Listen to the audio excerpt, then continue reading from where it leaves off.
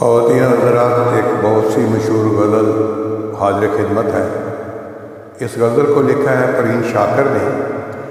कूबा कू फैल गई बात शनासाई की, उसने खुशबू की तरह मेरी पीज़ाराई की।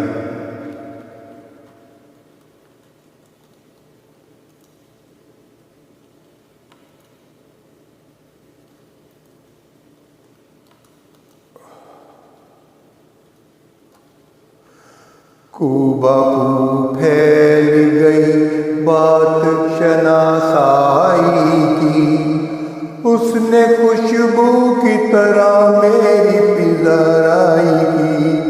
कैसे कह दूँ कि मुझे छोड़ दिया उसने, कैसे कह दूँ कि मुझे छोड़ दिया उसने।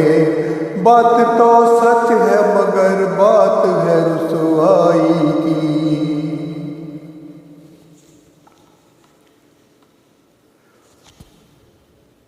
तेरा पहलू तेरे दिल की तरह आबाद रहे, तेरा पहलू तेरे दिल की तरह आबाद रहे।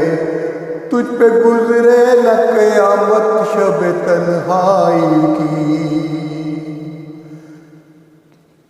तेरा पहलू तेरे दिल की तरह आबाद रहे।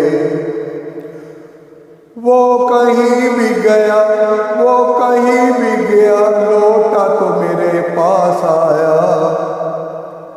बस यही बात है अच्छी मेरे हर जाई की।